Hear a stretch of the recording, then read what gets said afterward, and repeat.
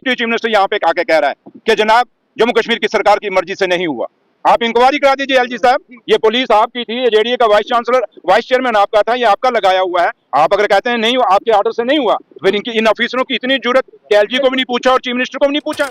अब्दुल्ला सरकार कहती है हमने नहीं किया, एलजी साहब कहते हैं हमने नहीं किया, तो किसने किया है? आपने किसके कहने वो ऑर्डर हमें, उसने कोई अप्रूवल तो लिया होगा किसी से, ऐसे अपनी मर्जी से तो आया नहीं होगा।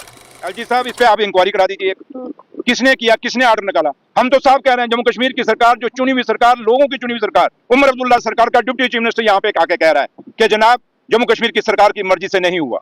आप इंक्वायरी करा दीजिए एलजी साहब, ये पुलिस आपकी थी, ये जेडीए का वाइस चांसलर वाइस चेयरमैन आपका था, ये आपका लगाया हुआ है। आप अगर कहते हैं नहीं हुआ, आपके ऑर्डर से नहीं हुआ, फिर इन ऑफिसरों की इतनी जरूरत कि एलजी को भी नहीं पूछा और चीफ मिनिस्टर को भी नहीं पूछा, अपनी मर्जी मन मर्जी की है। तो इसलिए मैं एलजी साहब को यही रिक्वेस्ट करूंगा कि आप इस पे इंक्वायरी, जिन जिन ऑफिसरों ने किया उनको आप सस्पेंड करिए जनाब, उसका आप फोन डिटेल करा लें, निकाल लें।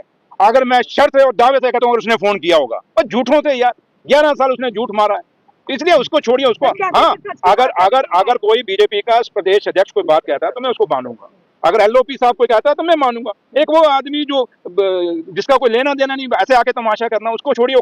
और मैं आपको कहता हूँ, आपको रश्मि मैं कहता हूँ, आप उसकी कॉल डिटेल निकालो, अगर वहाँ एलजी साहब का कहीं फोन उसका होगा तो इसलिए आप तो कुछ कहते हैं।